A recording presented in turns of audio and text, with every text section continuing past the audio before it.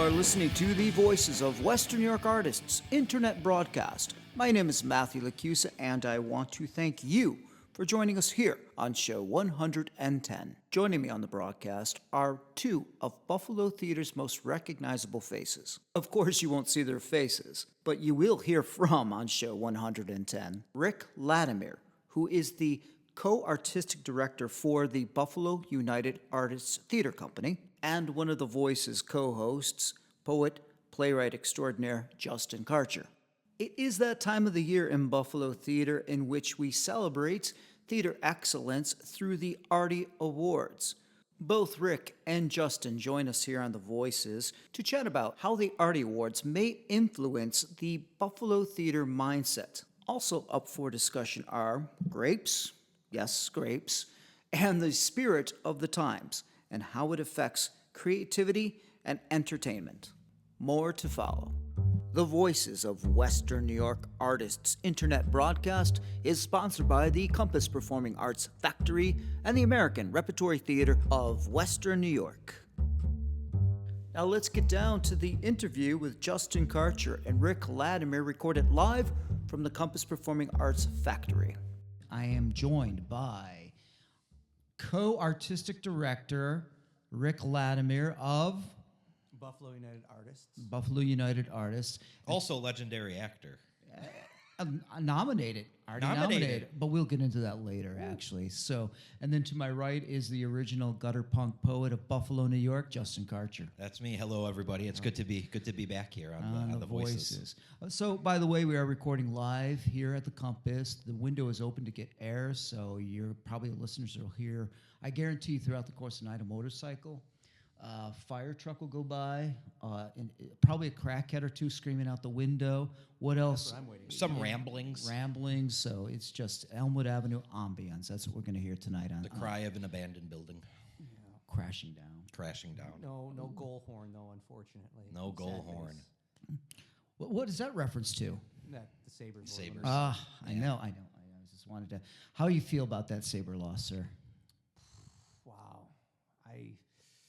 Every time the Bills or Sabres are eliminated from the playoffs, there's just a sense of sadness, but there's also a sense of relief because my heart just goes back to a normal speed. Well, let me ask you It's this. like being put out of your misery. How old were you when the Buffalo Sabres were in the playoffs? When was it? It was 2010. 2010, so it was Fairly sure it's 2010. 92, 2002, so 28. I was living in New York. I remember I was walking to the NFL draft and about to get in line, and I checked my phone, and I found out that I think the Sabres had lost to the Boston Bruins, and that was when Ryan Miller was playing. And that was it. And that was that. We never saw them again.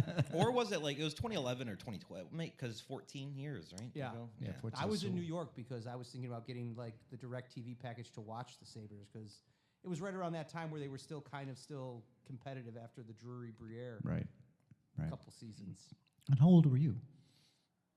Oh, that year? Yeah. So 26-ish, around that. So you guys were kind of embedded Raiders, listen to me, Sabre fans, right? You guys were Sabre fans. Oh, absolutely. Yeah. Yeah. It's interesting to see a new generation of Sabre fans. It's great, like the watch parties at like Canal Side.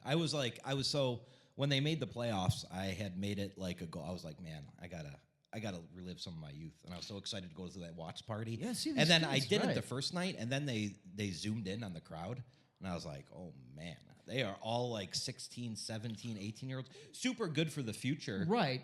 Super bad for existential crisis at Canal Side. It's like, Or midlife crisis, whatever you want to take from that. I bumped into someone who was younger and didn't understand. I told them, I was like, no, you don't understand. Buffalo is a hockey town in a lot of ways. Absolutely. And he's like, what are you talking about? It's like, nobody cares. I was like, just wait. If they go deep in the playoffs, this place is going to just transform. And it did. Yeah, it's a hockey town. Yeah. It's definitely a hockey town. Always been a hockey town, even before the Bills began to be great, and it's always been a hockey town. And the thing, you're funny, you bring up something about playoff hockey's a marathon. Yeah. I had people ask me, how many games they play? Oh, we won. Yeah, we won the playoffs. Now we're into the Stanley Cup. It's like, no. Yeah. You got about 17 more games to go before you even make it I I close. was like, you foolish child. When they beat Yeah, the well, the Bruins children. game 1, I almost felt to myself that this town was like that was it. That's all they needed was like one playoff victory. right? And then everything was just sort of like gravy after that. I mean, it wasn't, but I got that sense that like people just kind of. I always kind of thought that like it's more of a hockey town because Buffalo, any kind of Rust Belt city, is kind of born with this bottled up energy. And with hockey, you have 82 games, so there's 82 more chances to kind of let loose, And as it's- opposed to like a football schedule. Yeah. So I think in terms of like what we're coping with existentially, Well, and a lot of the long run of the hockey. yeah, and works.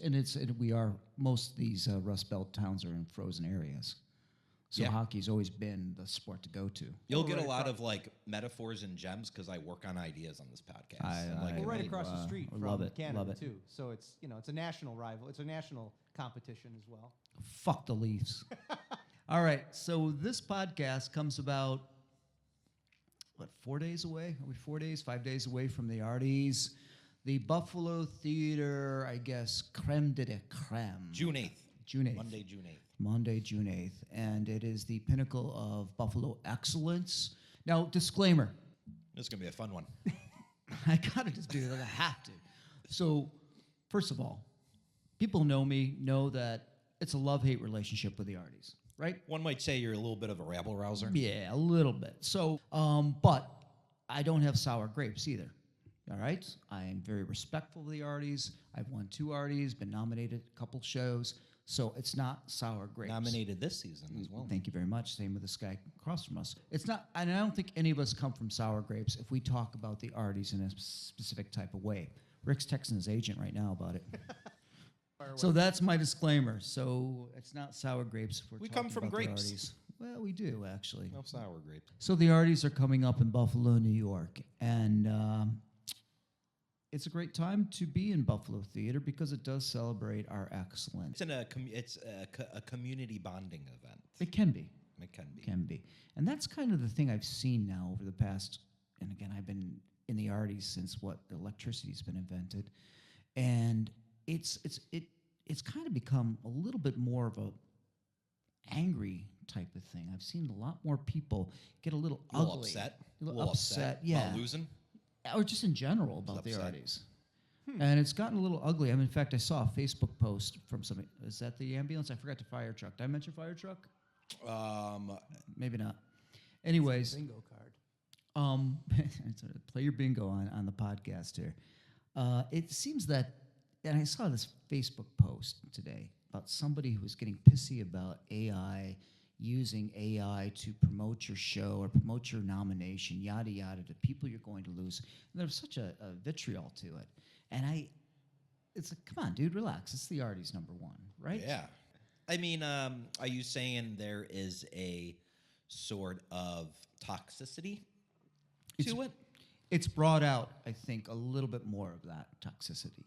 Okay. I think so. I think that there are people who are, I don't know what it is. Maybe it's competitiveness. Who knows? You know? I think. I mean, it's probably it's a loaded answer, but I think some view the Buffalo theater community as whatever you think that might be, as sort of cliquish to some degree. Yeah, that's a Which good I point. don't like. Every scene is cliquish. Well, there are people who huddle, hover around together. You know what I mean? Well, yeah, you're in the poetry scene. I'm in like I'm in multiple yeah. scenes. I So you- dabble, so I don't get angry enough, because I'm like, you know what, I'm just gonna go hang out with my mandala sand painters. You know what I mean? I just like Right. I have like back pocket clicks that's ready to go in case but I do think yeah, I mean, if someone is an artist, they act on stage, they direct, they want to direct, and they feel they have, unfairly, in their opinion, not been given what they see as an appropriate amount of opportunities, then an award ceremony celebrating the people who, in their eyes, seemingly are given a lot of opportunities, that would cause some vitriol to come out on social media. But that sounds like sour grapes. Yeah, if we could circle back to sour grapes. Yes, it does. It does sound like sour grapes. I mean, work hard, try your best. I don't know what else to say about that. I mean, about like the concept of opportunities. Yeah. I mean, try your best. I don't know. But is the Arties, is that about being your best? And that's the question. Are people legitimate in complaining about how people are judged for being excellent, outstanding, etc.? I mean, who are they complaining to, though? Social media, man. They post on social media. Right, but no one who's nominated is like going out of their way to make sure they get nominated. I don't believe. What's what I'm saying? The work. Like, so, like when someone complains about it, like who is that complaint directed towards? Like the entire local industry? The ether, I guess. Right. So it's not really accomplishing anything. You have to sort of try to get invested into the game if you want to try to make an impact. And that's what I guess what I was trying to say too, is you're complaining about things, work harder, do more shows, choose roles that might have that opportunity. Don't just seek for, I'm going to work at this specific theater, I'm going to try to work at multiple theaters because that might give me a better opportunity. I mean, at the end of the day, art is hard. Art is exhausting. Absolutely. And opportunities or, those kind of serendipitous, streamlines that you can fall into, they just don't open up before you. You do have to kind of stretch yourself thin sometimes. So it's fortune. It's the right place, right time. It's the right person to talk to. I mean, there's a lot that goes into it, but you do have to be out, Right. Whatever that might mean to you,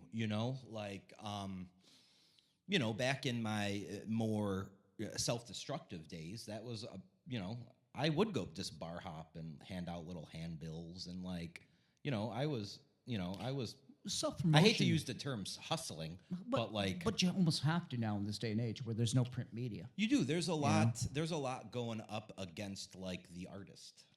Absolutely. But at the bare minimum, from my experience, generally, people, we're not even talking theater, enjoy being around people who kind of give off some kind of good vibe.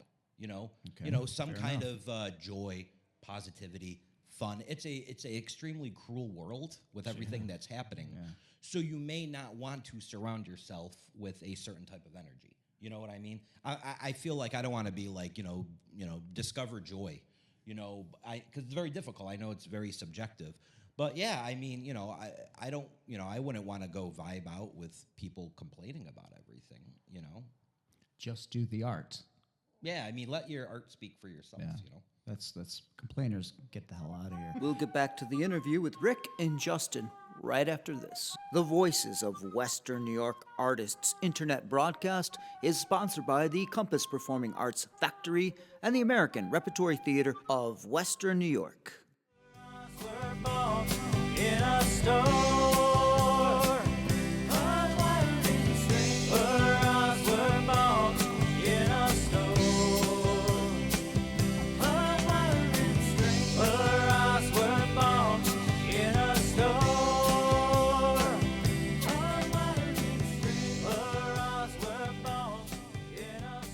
And we're back to the Voices of Western New York Artists internet broadcast live from the Compass Performing Arts Factory, sitting here with Rick Lattimer and Justin Karcher.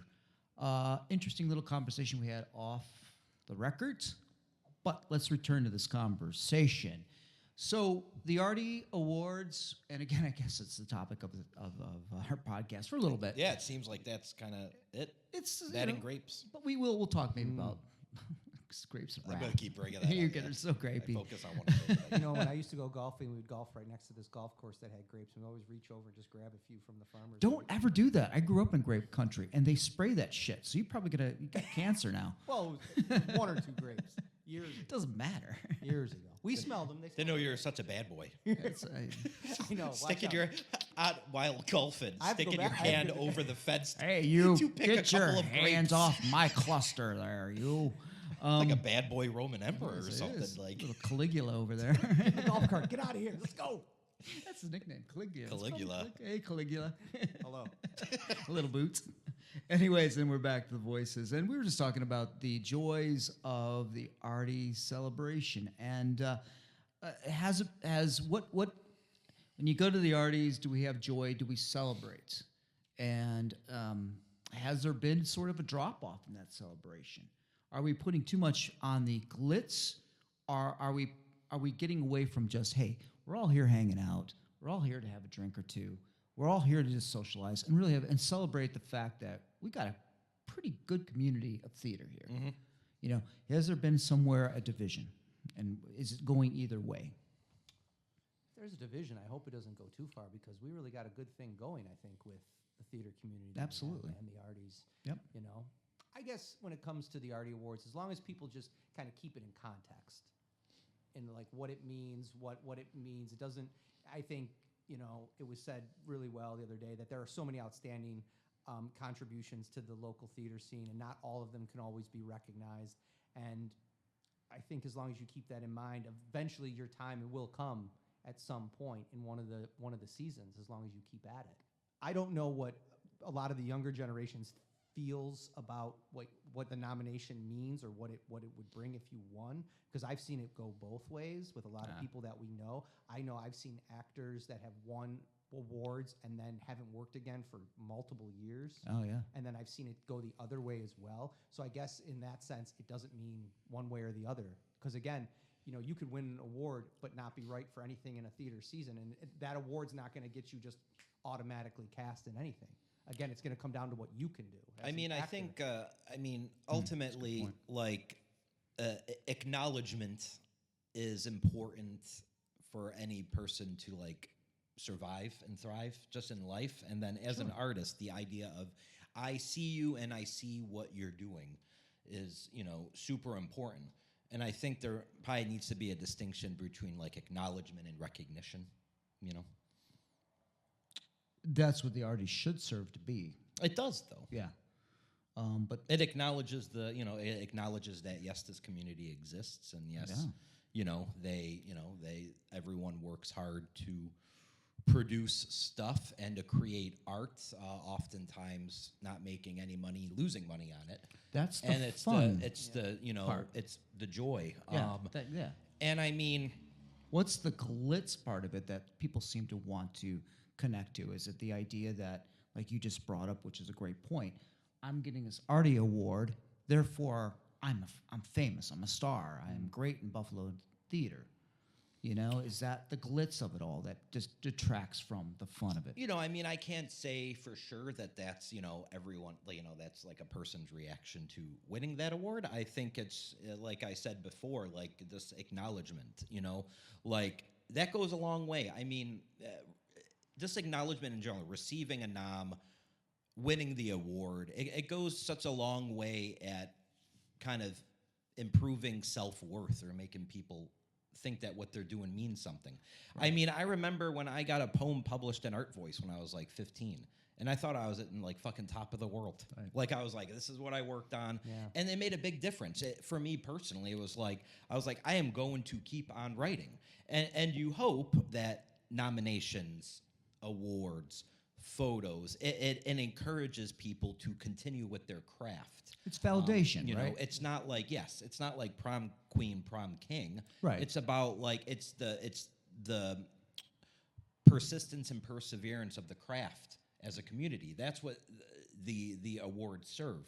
Sure, it's great to point out certain, you know, performances and certain shows, but at the end of the day, in 2026, it's super important for any community to have an art scene and theater scene they can cling on to, and to do that, to celebrate you, to strengthen that community, you have to like gather together and like point out who did what.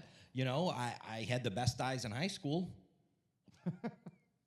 Best spoken. Really? You know, yeah. All right. I don't know if I got best eyes, but like, I was least likely to get nominated for an Artie. I was most likely to succeed. What are you talking about? You get nominations. No, that's what the high school people thought, though. I don't know. You're like the Chris Standard of Arties. No. But you know, but at the same time, you know, you have to support Yes. art in general. You have to support people creating and doing art. But at the same time, art is nothing without curation. You have to separate absolutely. performance from performance. Not every poem that's written gets published. Right, There has to be curation, because we do have to maintain some set of standards, that something to like grow into or like aspire to.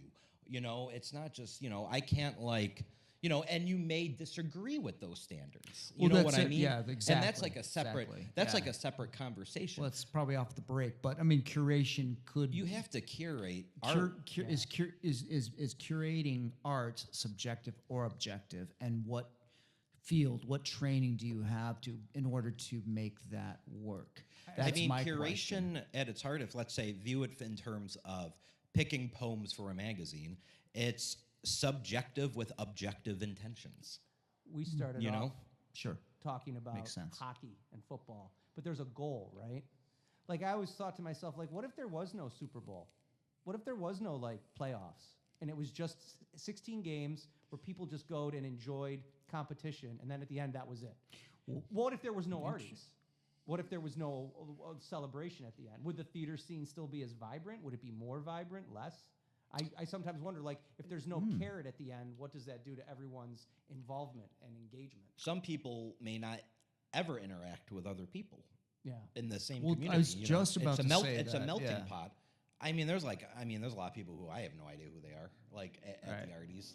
Like usually they're people's plus ones, but like, usually, yeah. I mean, it's to make connections. That's what. Also, art is about making connections. It's about to not only fellow artists but the community. the torture genius is a great thing, but ultimately you do have to interact. I mean, it's weird talking about like the concept of the Arties, the concept of acknowledgement, because deep down in me there's still I still have the 16-year-old Criterion addicted punk rock kid who I have a very specific standard of what art I look for. Yeah.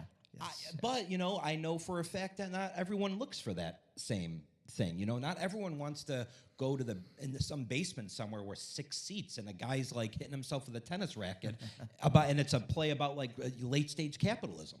I like that stuff. That's G.G. Allen, man. Come on, I would also Should have copyrighted that before you just said it on the podcast. The moment you insist that your standards are the standards, you're not an art, or you're not doing art anymore. Well, the thing is, so that's the difference. So what is, again, this is another 4-hour conversation we can have, is what is the difference between entertainment and art, creativity? And that's, I think, the line you have to drive. What do we have?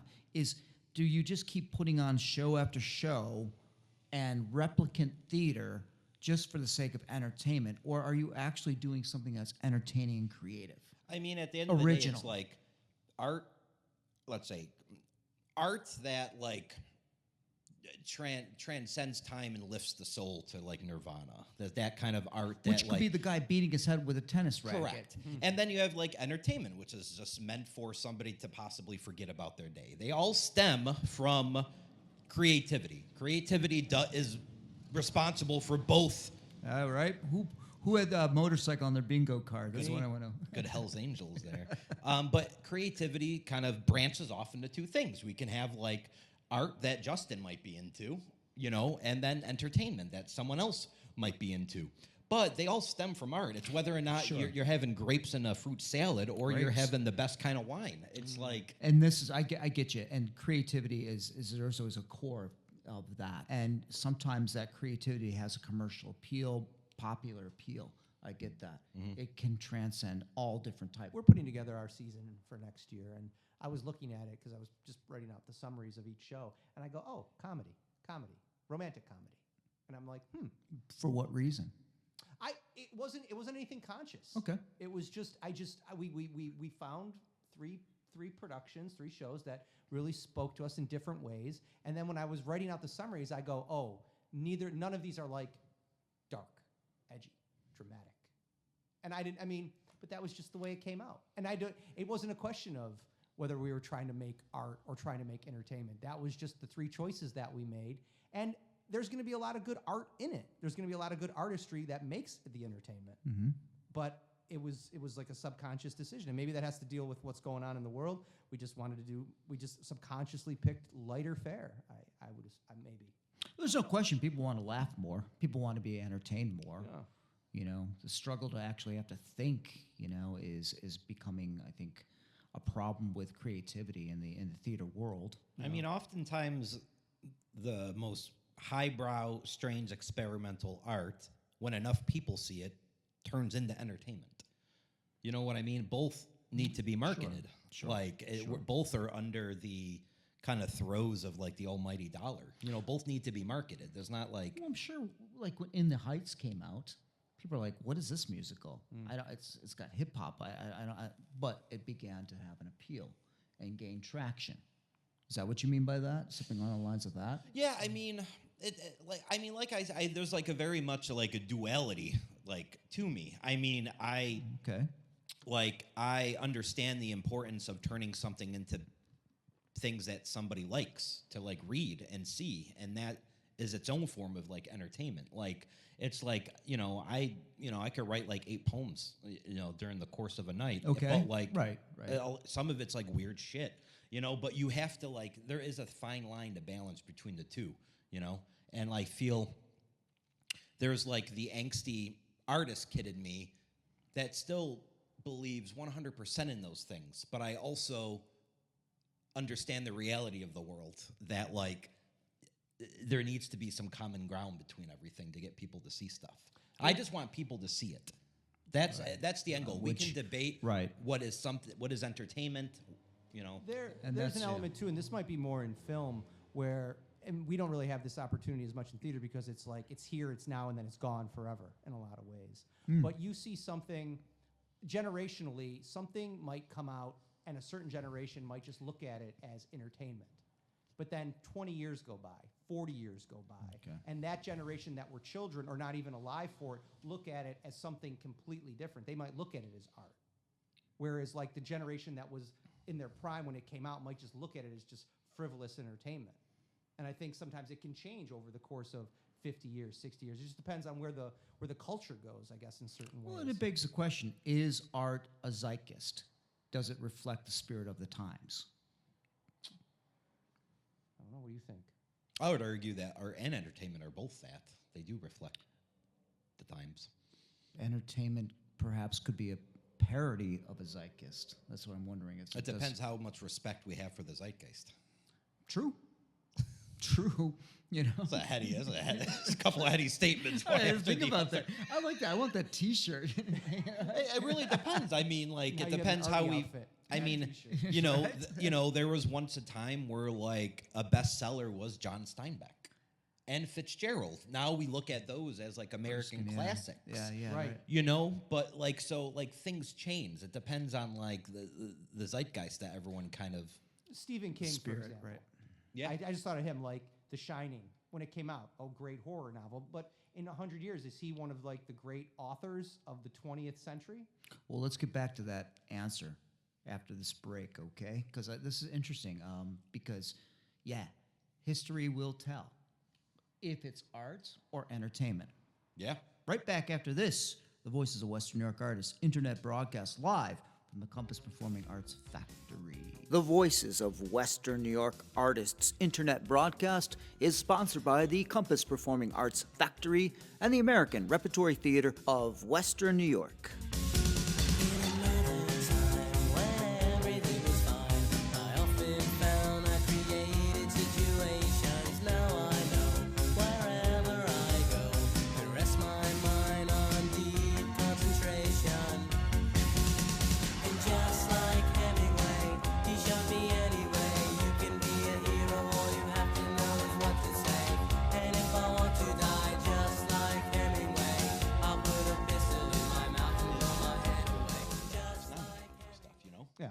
So like, And like we weren't able to like not get that you together were- and like have that community. not that you were expecting it, but like, a play at first look, you may not have expected to get a actor Yeah. shout out, so that's exciting. Yeah, especially from first look. And we're back to the Voices of Western New York Artists internet broadcast.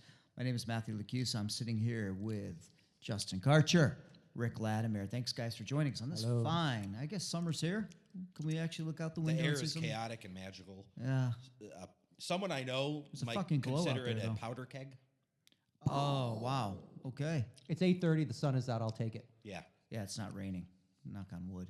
I think one of the byproducts that comes from an award show is this, that if a theater keeps getting multiple nominations, right, because of the, I don't know, maybe it's the popularity, who knows what it is, maybe the work is good after all, but they keep getting these nominations. And so the 6 nominations, 9 nominations, correct? Then the other theater companies that get 2 to 3 nominations. Over time, do you think people look at that one theater, and they may not even go to one of those shows, but they say, hey, they keep getting nominations. This must be a good show. This must be, I'm not a good show, but this must be a good theater to go to. This must be a good theater to act at. You think, You mean, are we living off of our reputations of the past? do awards create reputation as opposed to the work on stage? I tried Is to that take a selfie while you were asking that question. I and it saw bombed that. I saw your terribly. face. There's not a lot of light in here. It's very nice mood lighting. It is like nice mood lighting. It's very shadowy, So- actually. Nice glow.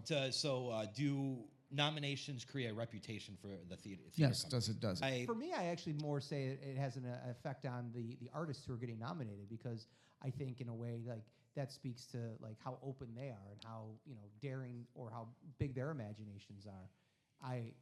I just think it has a good quality, not a good quality, but if an actor does have multiple nominations, I may definitely be like, that's someone's work I want to check out in the future, just to see like what it's all about. So that it helps the actor with a reputation. I think if you're paying attention to it, it could. You want to, if you haven't seen an actor or a designer or a director, but like you look at the numbers and you're like, oh wow, like 12 nominations, 4 wins. The next time they do something, it might just give it a little extra energy to go check it out. Like if they're doing a role that is kind of exciting to begin with. Where do you see 12 nominations for wins? Is that in like a bio? I just made it up. I don't know. So Over a period of time, Oh, you some mean like people. where you can see it? There is a website. Yeah, It has all the records. Yeah, So- the archives. Yeah. I probably have a conflicting opinion on this. Oh, So- okay. Here we go. So, like, here's my thing: is that these things matter within the context of the theater community itself, meaning actors, directors, producers. I don't know if the average theater goer is aware that someone has been nominated 12 times and wins for it. You don't see it nominated. You don't see it mentioned on posters. It's not like when Elephant Man opens up, it's not going to be on the poster. 2-time Artie nominee, 2-time loser. maybe Stop. one-time winner. Yeah. You don't see that. It's not promoted to the audience. So therefore, it yeah. kind of is for just the kind of morale and the kind of little micro dose in terms of people kind of working on their craft and stuff. Well, you know this, and you brought this up years ago before we really even met, that this town has never been like a star builder in terms of local. I said theater. that. You did. There was a big meeting at Irish where we all sat in a circle. Hey, I did. There you was a meeting. and you said it was important that we start to maybe put actors' did. names on posters. So that's a great idea. I want actors on every poster. I Or want their names. I want the mom going the Sephora in Kohl's to see something and be like, hey, that's so and so from that play. Like we need to market our creators better. Like we frankly do. Shows sell on cult of personality. Like we need to create local stars. That's a You know, good idea. I like. You're right. I You're right, think yeah. like if like an Artie nomination, an Artie win, can be worked toward building that. So like if someone in Olean is like, oh, that's Rick Lattimer. Like that's important. Like we need to build.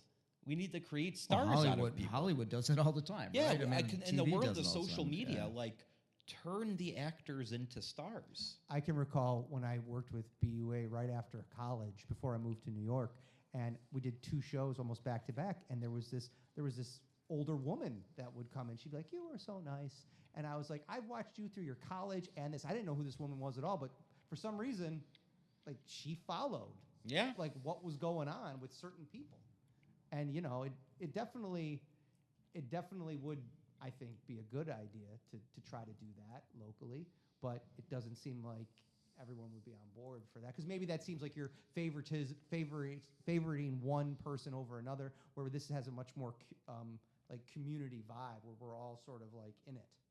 Yeah, I mean, I think it's just stating the obvious that every play, like a film, has like top billing, and like you just like, you know, I don't know if it's the writer, if it's the next like if it's the next play written by so and so, but people like that person's writing, you fucking advertise it as this is the playwright's next. Sure, yeah. You know, masterpiece or 0-star Buffalo News Review. You don't know.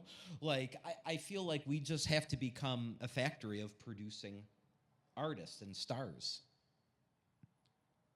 And that's not to take away from the art. It's the add to the marketing capability. It tags the art. I think I hear you. It does. It helps identify. And I mean, there's one actor in Buffalo who comes out first scene and gets a applause. You know. Yeah. And like And that's he's back May 29th. Yeah. And that's like and that's super cool. I'd be sitting in an audience. I was like, that's fucking awesome. Which is great, and maybe we need more of that. I don't know. Broadway seems to be stuffing stars into their shows now, and they're billing it. You know, every show seems to have. You have Keanu Reeves and I forget the other guy. Doing Waiting for Godot. Yeah, and they billed it as that. Yeah. Now the problem with that was people went to go see it, and it's like this isn't funny. Yeah, I don't get it. I mean, I have issues of that in Broadway because Broadway is the star. You know what I mean? I don't think it needs celebrities. People will go see a Broadway show. You know what I mean? Broadway, I don't know the numbers, but you know, it's such a cultural artifact that Broadway is the star. Almost like how Disney movies never needed big name celebrities to be the Disney's voices. Disney's the star. Right. You know? The animation is the star. And similar to like an HBO show. HBO is the star. You know what I mean? They make the stars. Let's cycle around to that then and say, okay, so BUA should be known for BUA, not John Doe coming to act for BUA. Right. Right? I mean, in a way, so that's kind of the counter argument to what you might be saying. Yeah, I mean, I don't know if it's a counter argument. I think it's just supporting the idea that marketing needs to prop up.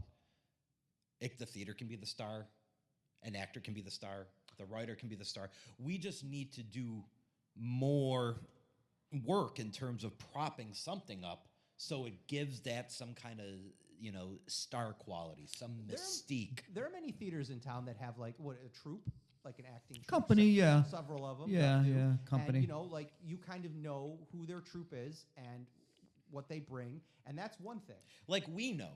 Right. But maybe the audience, I mean, I don't know. I don't really talk to a lot of people that aren't in the local business. So I don't know. But there's troops. There used to be, actor managers who used to like if you would run the theater, but you'd also always you'd be the lead of one of the shows. There was another thing. It's like, come see this theater company because it's run by this person and they're an amazing actor, but they also are the artistic director and the director. Well, you could sells it too. You could use the name Irish Classical. That was famous for Fortunato directing, Vincent and his wife, Josephine in shows.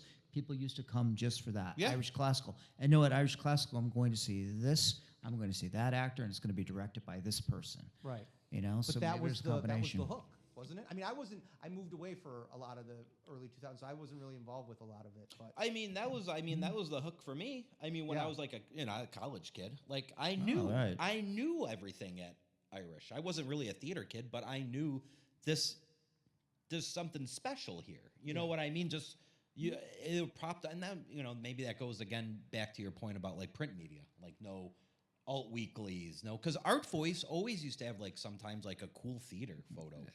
They always used to have a featured article. Yeah, they would always have like an actor on the Art Voice, like, and I'd be like, oh yeah, that's cool. Or Gusto would. I was on the cover of Gusto, and that was cool. Even Buffalo Rising not Buffalo Rising. What is the one? Spree used to do that Q&As. have actors in Q&As. I don't know if they do that anymore. I've not read Buffalo Spree in a long time. I think Tony used to do it for the public. Yeah. I did an interview. Donna does the Q&As for the Buffalo Spree. Does she still feature artists and stuff like that? I don't. Yeah, it's usually like an actor in like an upcoming Okay, show. good. Well, that's probably the I think only. it's like 10 questions or It's something. the only print It is- media it that is does 10 it. Questions with that is. Sandra did it for Laughing Troll. Oh, so she still does it. Yeah. And so there's actually print media source that still does it. Yay, great. Yeah, no, all right, there is. hey. All right, victory for us. Small, but victory. And I mean, at the end of the day, too, yeah, I think it's important for an artist to become some kind of cult of personality, but ultimately, it is up to the artist at some point, like how they go about it. Goes back to you, sane hustle. I hate You to gotta like hustle and grind, but like it's true. Like I didn't always. You think it was my intention to rip my shirt all the time when I was like doing a poetry reading? It wasn't. Oh, That's what I tell myself now in retrospect. But yeah, no, there's a sort of like, I wear sunglasses, or I had this idea of what a bohemian artist would be like. Whether or not that was genuine or disingenuous, I don't know. There's a little bit of both. But people knew. yeah. It was a. Again, let's go back to tagging. It's the way you presented yourself. Yeah. It was an image that you were trying to portray, and you still have an image that you still portray. Maybe a little bit more refined, a little bit less of a torn shirt. More refined. You don't have sunglasses on, but you still have a caricature. You do. You're all right. That's the only way I just walk out now. That's the only way I sat through the podcast till I get that We'll have to make moment. ourselves like that Wow. moment, I was like, I that's got what I disappear and I float. Like, that's all Just you don't- wandered the earth for was that. Just don't show up at the Arties with the ripped shirt and sunglasses. I'm gonna wear a little bit more. That got me noticed. I'm back gonna wear a little then, bit though. It did actually. looser outfit this year. It's not gonna be, I don't think you nice should and- wear pants nice this and year. light. Just show up pantless. I thought about wearing shorts, but we're not gonna do it. You know what? I could see you in a nice pair of white Bermuda shorts. Nope. Nope. I'm gonna wear something very tan, but it's not gonna be shorts. Okay. There goes the glitz and the glamour of the artist. Yeah, I'm gonna. I don't know. What do you? Diamond rings. Let's No. take a short break and get back to what we're going to wear. This is good. Inquiring minds want to know. Right back after this. It's a suit.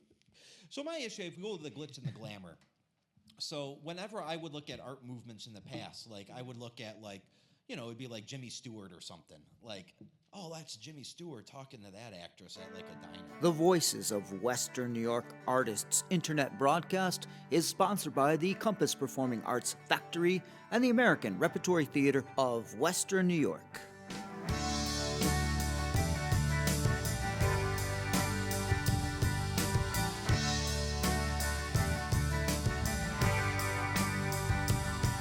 When childhood dreams meet the waves on a glacier calm lake up north, time has spun them around to a place that seems distant now.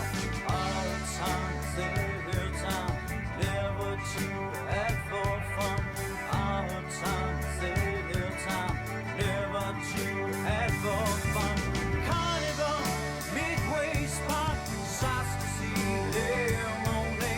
Cypress trees, childhood dreams, kiss till dawn, their pot. Carnival comes to a close, sun goes down, midway pot. Summer had to come to a close, sun went down. Yeah. Do you think that sometimes technology takes away certain art forms? Yeah. I mean, that's could the see- AI question, I guess. I right can see now, that, but I also think, you sometimes. I think when people go up to like an athlete and like, "Wow, you're so great," I would say an athlete is lucky because they were born at the exact moment when being 6'5", 230 actually meant they could make millions of dollars. Okay. Like take a football player that's like 6'5", And not like fight the Persians. right. So like take like the best football player and move him back like 60 years, like 100 years, 200 years, 300 years. Like what is his value then? Or go in the future. He would Same pull. idea. He'd probably pull carts. Maybe. Yeah. Who knows? It's something that I remember Orson Welles saying, like opera singers were the biggest thing for an era. Now they're great, but no one's like killing themselves to get the tickets Right. in a certain way. Yeah, no one's cutting off their balls. Ooh, yeah, you're quoting somebody, aren't you, about how important opera is now? Yeah. Well, you know what? It's just funny. We're thinking about going to New York, and we looked up seeing the Scottish play. There's a new version of the Scottish play at the Oh yeah, at the Met. I've heard about that. Yeah. I'm really excited to see it. I love Yeah. opera. Yeah. Opera, yeah, it's You know, is it one of those you have to see live, like baseball? You have to see it live. I think you I gotta see do, it live. but I would want to see. It's on my bucket list. I want to see an opera at the Met. Yeah. Oh Like, hell yeah! I Okay. really want to see like that whole like experience. You know. I think it's the sound. Like Who had the epic crackheads scale. on their bingo card? Because we got that going on right now. Yeah, I think especially if you're in a theater or what a music hall designed for that, like Kleinhans or something like that. It must be just amazing to hear it live. I also though think too like just culturally, the younger generations are just raised not knowing the magnitude of cultural stuff though. Dude, they're I don't think right there. think they are. This is how they hear their sound through these little speakers on Yeah, their I cell mean, phone or there's their. like They don't. I mean, we sound like a bunch of old people on our porch, but I agree. But we I are kind older. of always said these things. Oh, I am. I've always said these things though about art. If you compare me and Dirt, Dirt's younger. We're all pretty young in the eyes of the universe. Deep. It's so deep. Oh my God, Rick dropped one. Can I have that on a t-shirt? Are we recording? Were we recording? Yeah, we You are said still we were back. recording right now. Oh, okay. Yeah. Oh, we're back to the Voice of Western New York Artists internet broadcast. But yeah, so art. We are in a situation. You brought that up. How important you guys you as well too. We're in such a crucible of art. What direction are we going to go? And in specific, because we're in this industry called theater, where do we go? How do we go? What do you envision it being? What do you see happening? I mean, how are we going to get young people into the audience? Age-old question, right? You want to take this one, Rick? I have I mean, thoughts I can have go seen for. that we're starting to get younger people into because of stories. into the BUA Narratives, shows. yes, you are. Stories you're telling. I guess as long I try to find plays that I feel appeal to that I would want to see. I think that's kind of a lot of people would say that, but it might be a cliche, but I do. I just kind of then sometimes think, well, if it appeals to me, I feel I'm have the pulse of maybe what's going on. That might sound crazy, but hopefully other people will feel like I do and Mike, and they'll come and see the show. And I guess I'll know when my time is up, when nobody's coming anymore to what I'm picking. Yeah. That's maybe like the ultimate ego check, is when you're picking shows and it's just not resonating with your current base, and maybe then it's time to turn it over to another generation. Because I think you can only exist for so long in art where you can actually speak to the moment that you're in, because eventually I think you might just kind of slip out of the stream of the consciousness of the time period you're in. And the spirit, speaking to your spirit of the times too, as well. Back to the zeitgeist. Like, what could I say about like the 1950s if I were to go? Like, what would I wouldn't know what to contribute, but I hopefully can try to contribute something to right now because I am a person of this time. So yeah, stories, and I also want to piggyback off. You mentioned a very important word, which is spirit. So here's the thing. I've actually been thinking a lot about this in my walks around town. So most people at this stage take in entertainment, art via a screen. They are watching something on their phone. They're watching something on their laptop, the TV. And oftentimes it is curated by an algorithm in the cloud, which is the most inhuman way to ingest anything.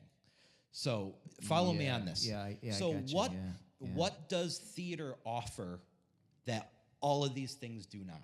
Choice. Not choice. It offers, choice, but it also offers a visceral, spiritual connection that kind of, because you are in person. You are sitting next to people, watching people in the flesh, oftentimes in a tiny room, tell stories.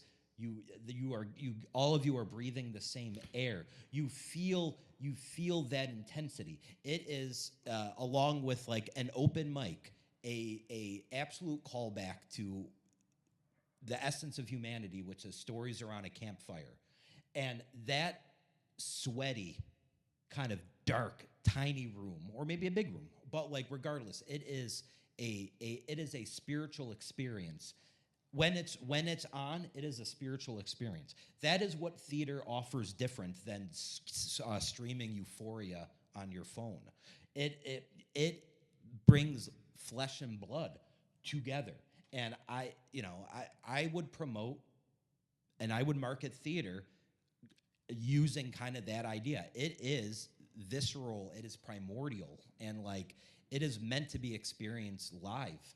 And like people don't get to experience someone doing something live in front of them. And it is a trippy experience. If like I saw Rick perform in the back room of Rust Belt. Yes. Like before I even knew Rick. Like, and I remember that. Like, I remember the performance. I remember it was just like it was very back at Rust Belt on Allen. So it was a very like intimate. What did you do? A few things. He did a bunch. Did Glenn Ross a version of that? We did one of my favorites, Geography of a Horse Dreamer by Sam Shepard. Who was Yeah. that? They're Subversive? No, it was just a lot of the Buff State graduates from that time. We Just throwing your own we thing rented on. it out and just started There doing you go, plays hustling, back right? Back to And that one, I was like, I don't know, late teens, early 20s. Like I was like young, but I remember seeing like that, and I was like, this is what theater is. It is like an uncomfortable proximity to someone's an actor spilling out someone's soul, and like it's a feeling like you don't get anywhere else. And like if I had to like. A lot of younger generations they're going back to like, CD player, actual headphones with cords. Yeah. They're working their way back to like the essence of it. There was that one study that they said that a lot of Generation Z and whatever comes later, like they actually wanted to live in the 70s and the 80s. Yeah.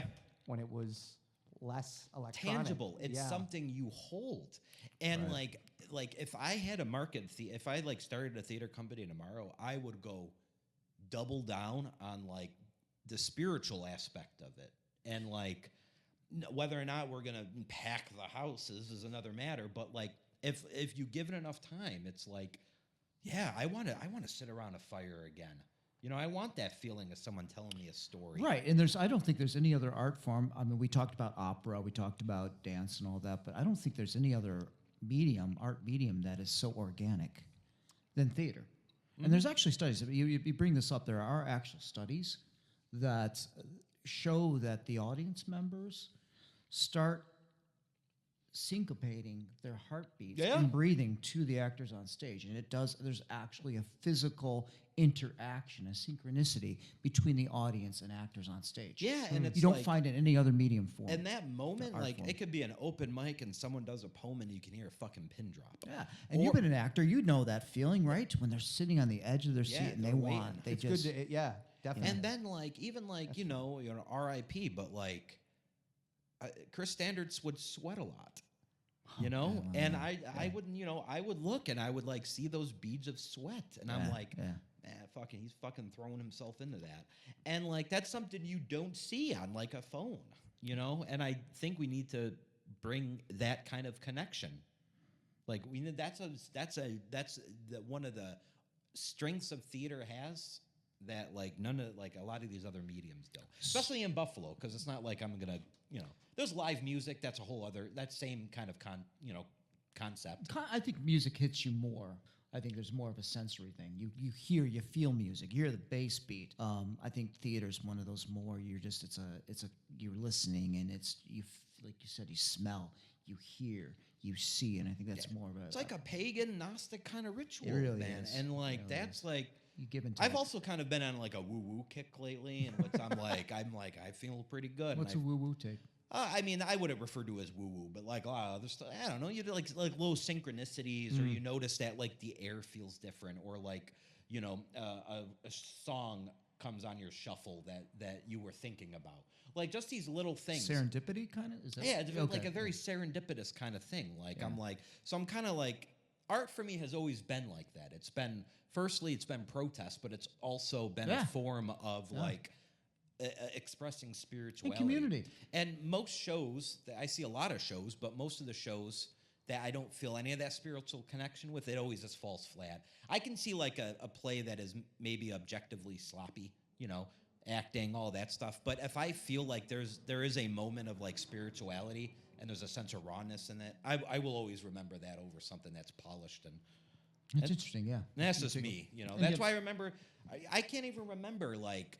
I definitely remember the horse dreamer, I don't remember like if I viewed it in context of like what I look for in Arties, an Artie nomination. But I just remember feeling so fucking like I'm like this is like what I want to do. This is what art's supposed to do. It's like 18 people in this tiny room, and these actors are fucking giving it their all. It felt like you were accomplishing something more than just doing the show at the time. You created a theater like person, like you know, Yeah. Like out of me. Like I always appreciated theater, but like seeing that, I was like, oh, this is fucking awesome. It makes you think like everyone has their kind of dreamy visions of what a theater artist or like a bohemian looks like.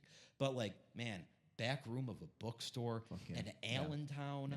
like, you know, it's same like thinking of like the Village in New York or something, or like, you know, any of those places. And like, man, it was like it's magical, and like theater needs to like really double down on what they offer. Elevate and eviscerate. That's my battle cry. That should be the I like it. Yeah. That should be the Another season t-shirt. season motto. Actually, the season motto is "Make art, not war." I think that's going to be our motto for All right. going into this season. So, but all right. So let's turn the corner on this one. And did you guys ever do the red carpet thing? Yeah. Did you ever do it? Well, I mean, you want to try to make the red carpet, you but ever then do you it? get stuck in the bar, and That's then my you don't problem. I make just it. I'm late. I'm somewhere else. Of course, I did the red carpet. I was dating somebody for. Oh yeah, yeah. Oh yeah. But some people really like that, you know, red carpet thing. That's the glitch. I don't know. I feel like I said like earlier, like I like at those things, I like doubled down into like a beatnik bohemian. I'm just Did they like, have a red carpet last year? I don't remember. I got that. You know, right. I don't know because It was raining. Steph couldn't Yes, make it, Yes, It was right. bad weather. Right. so I had no one to take a picture with. Yeah, it was bad Aw. weather. No, wait, no, there was a red carpet. It was in the basement. It was right across from the bar. Oh yeah, they had the picture, right? Yeah, 'cause okay. Mike and I and Vinny took a few photos, but I don't recall if there was like a red carpet outside. It was shitty weather though. Yeah. Yes, we It did run from the pissed. bar to the gate. We're going there again, aren't we? Yes. Yeah. Okay. I like the concept of a red carpet in a basement though. Yeah. Well, that's gritty. You like Get your you. basement things. Get your fucking prom dresses down there. Yeah, there you Like, I know. Get your prom dresses down there. like get out there. Like, Yikes. do you like the red carpet? You've done the red carpet. I like I said, I'm always late. I'm always at a bar beforehand, and I realize we're always like, oh shit, we got 10 minutes to get over there. Yeah. 5 minutes to get over there. I'm always Well, late for where the we artists. go is right across the street, so we can't be that late. No, we don't have the excuse, but we will. We'll run late. Because that part was fun. I really actually enjoyed it. We went to the Tudor Lounge. Yeah, I Pre-gamed mean, at I Tudor feel Lounge. like the Arties for me are typically more interesting when it's like very debaucherous. Always has been. I don't Yeah, know. well, the old days of the Trelf. That used to be right in a bar, and people, you could tell how and then the evening was. ballroom too, when they did stuff Ballroom, at the ballroom. people would get trashed. They got trashed, and they didn't give it. That's what I say. It was more of a community. It was all for I us. stumbled into the janitor's closet one time at the ballroom, Did you? and then like Where was that at? And then I remember I kind of like emerged out, and like it was over.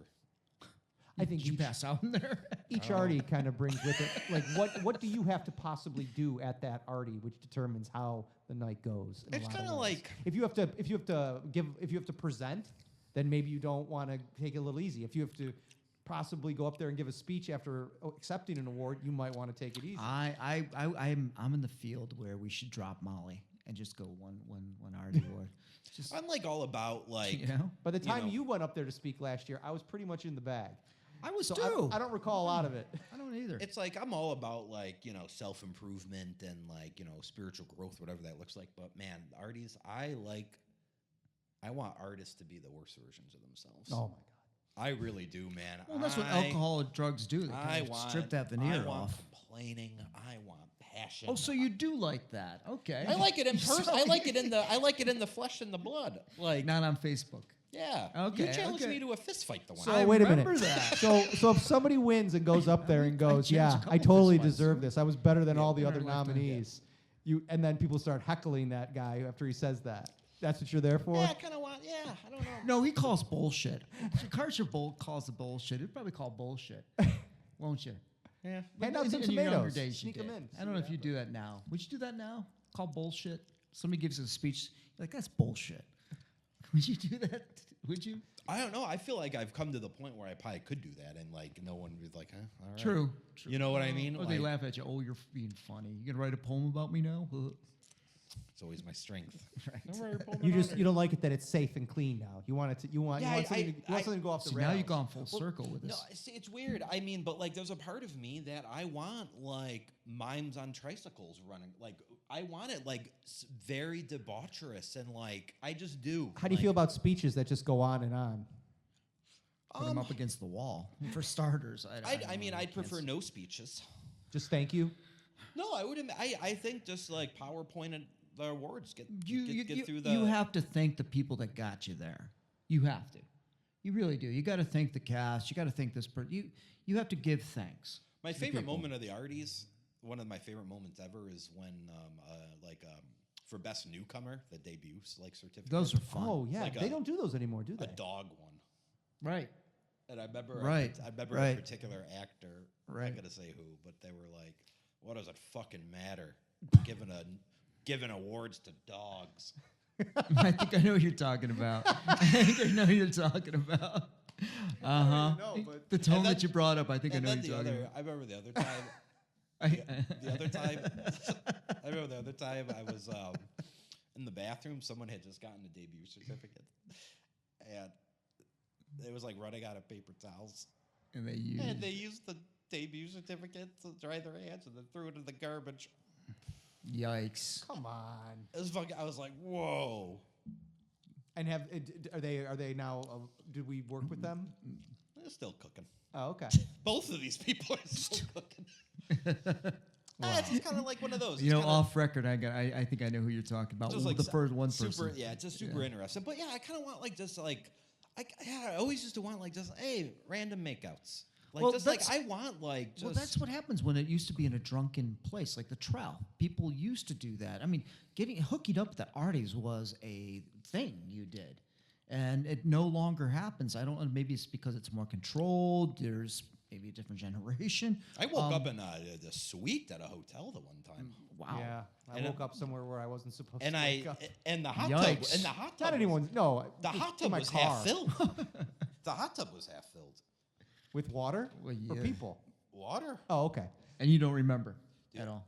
Well, yeah, no, it was like fuzzy memories. You know, there were people there at some point, but then I remember just like kind of coming out into the parking lot and like the sun started shining. It was like 6, and then I remember just walking to like a cafe, and I had just like a day old bagel. Are You you still going to had the your Arties wallet? this year? Yeah, I'm gonna go. Oh, okay. Yeah. Are you? Good, yeah. That won't. After that all won't- of this, I was like, you better go. That's Yeah, not gonna right? happen. But Right. like, No. no, I don't know. I have a soft spot for those kind of moments where we were allowed to be, you know, just like the stereotypical kind of like artists. I like the new space. I like it at Babeville. We can be that way. We can be. I agree. I like that. It looked it looked really cool from the back. Mike and I stood mostly the whole show in the back, which was bringing back memories of the few times that I went to it at. Where was it that everyone The loved? town was great. Town ballroom, right? Town ballroom. But just kind of just being able to be like floating in the back and Yep. maybe sitting down for a little bit and then escaping to the It was bar. nice to go to the access to the bar. Yeah. Which I found out later there was a downstairs bar. Oh yeah, that's where we were. I didn't realize there was a downstairs That's bar. where the red carpet was. yeah. Yeah, Ninth Yeah. Ward. Downstairs. Yeah, Okay. That's the Ninth Ward? yeah, basement of the big bill, right? Oh, I didn't know that. I don't know. I'll look for it. I think that's what the name is. Gentlemen, thank you for joining us here on the Voices of Western New York Artist Internet Broadcast. We'll wrap up this podcast here. Parting thoughts. I'm going to share this quick thought with you. I don't think local playwrights are valued enough in Buffalo, New York. I It's thought you were gonna say they're not valuable, and I was like, whoa, They're we're not- leaving out a hot note. No. They're just not valued in Buffalo theater right now. And after a recent review I read, it's just how do you prop up local playwrights in Buffalo, New York? And I don't know. Maybe it goes back to marketing it somehow, some way, promoting the fact that there is a strong core of individuals that write plays, or is it reputation? It's tough. It's a tough call with local playwrights in Buffalo, New That's a York. whole other We podcast. had the great fortune of doing 2 original works this year. Yeah, Drew. Girl right. in the Washroom with Bella and Laughing Troll Cafe with Scott and Drew, and it was a great experience. Yeah. It was a really great experience. Both good you know. writers. Right, and they were just so giving with their time and so open and willing to like hear feedback. That made it a great experience because the play could be organic. It could evolve. It could take notes as it went along, and All right. we want to do more work because we want to try to find the right younger upcoming writers. But you're right, it does kind of depend on what are they writing, what is the subject matter, and can that connect to the audiences today. Who's going to win, Bella or Drew? Oh man. I'm on. There have been ties in the past. There's not going to be a tie. Who's going to win? When James Zahaki and Dan Ertz But tied this for is best not, actor. I know this is not going to be a tie. It's going to be a tie. Rick's sweating. It's a tie. That's very PC or AC, already correctness. No, really. Who do you? No, I'm serious. I'm pulling for everybody to go up Pulling there. for both. Yes. Okay. I don't have any children, but you His can't love any other He produced both of them. I You know, so, like- understand. I understand. But sometimes you got to say, well, does that red We Hamster actually have that Child's happening in a worse? few categories. We have best original play with those, and then we have best leading actress in a play with Sabrina and Paige Cummings. So, yeah, hopefully ties all around. Who's your pick there? Ties. Black ties, red ties, Very or diplomatic I answer, know but- AC. He's being AC over here. That's all right. I know who my pick for best director is. Oh. Mike Dobin. Mike Tobin. He's my pick. And I've never. Who else is nominated? Rick was never invited back on the podcast again. Oh, come on. We got to get you drunk and really loosen that tongue up of yours. I mean, Matt hasn't. You haven't already. I have two of them. Yeah, I don't. I hope Dobin wins. I really do. I want the young people to really rise up. And again, back to the reputation thing. And maybe this does help Mike get better work and maybe work at some of the more prestigious theater companies around Buffalo, New York. I hope it does. I hope he does win. I'm cheering for him. Well, we can't have him get too successful because we need him. They fly, Rick. They spread their wings and they Let 'em fly. Oh, we gotta sometimes they let him go go. so far and then cut They his legs out go, and bring him back. They go. I can't tell you how many actors are now at the bigger companies, and it's like, congratulations. You remember me? But no, you gotta let it. I mean, I'm hoping the best for Rick. Not Rick. Yeah, you too. But I'm hoping the best for Mike. Yeah. I get you guys interchanged. Sorry about that. Thanks for joining us here on this wonderful Do you have night, any guys. final thoughts? Do you have any? Is that the thought? What do you want to leave this? What do you want to leave us with? I think we need to believe in the intimate spirituality of theater and the visceral connection we can have in person Sing Kumbaya. with art. Should we sing Kumbaya at the end of this? I'm not that. No, we're not that. I'm not.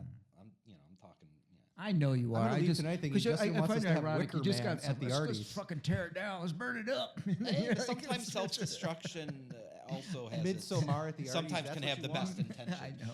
But parting thoughts. I'm sorry. I didn't want to stomp on your dream. Yeah, sorry. My about that. apologies. Stomp on your No, grave. I mean, I think we should continue to believe in the wild, frenzied potential of theater, and I think we should Amen. still create, always create, whether we feel acknowledged or not.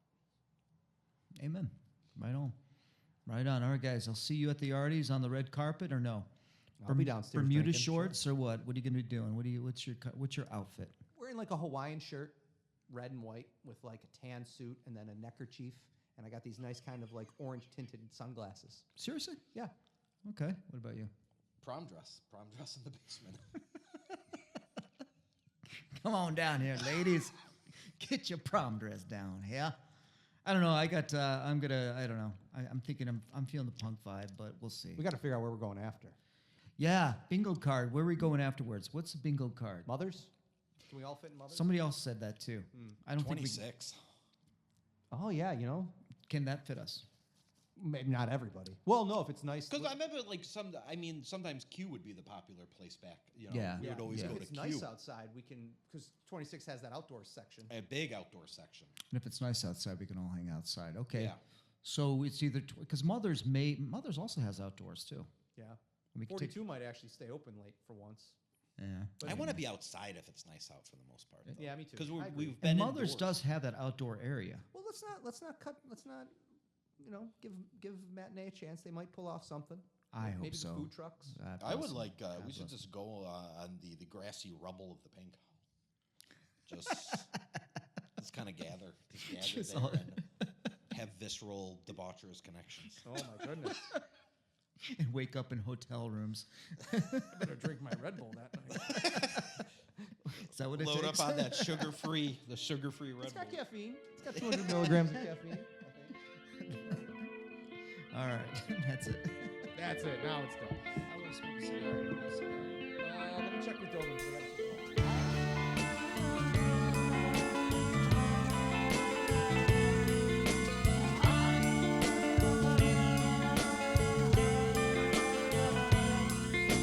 Destinies are bought and sold, conclusions are intertwined. But you stand there stomping your feet, acting like a child, grasping reason, grasping for truth. Blue rat leaf shakes his fist at you, grasping reason, grasping for truth. Blue rat leaf shakes his fist at you. Continents are set adrift, attention soon will follow. When it's time to reel them in, attention breaks so long. That's going to wrap up show 110. I'd like to thank my guests, Rick Lattimer and Justin Karcher, for joining us here on the Voices of Western New York Artist internet broadcast, show number 110. Once again, like to reiterate the disclaimer on our discussion regarding the Arties. All three of us respect the process, the ceremony, and this Buffalo theater community as a whole. So there it is. Take it or leave it. Believe it or not. You are listening to the Voices of Western New York Artists internet broadcast. My name is Matthew LaChiusa, and I want to thank you for listening to our show, 110. We'll see you next time. Come on, trust me tonight. Whispers and shouts, we inhale the brewing song. Closer to the subject, we forget this refrain. Time to run, time to hide, time to ride as fast as we can. What's that word you said to me? It comes from my heart. Wasn't meant to be. Yeah, people come and go. It wasn't meant to be. So will we. The smell of Atlantic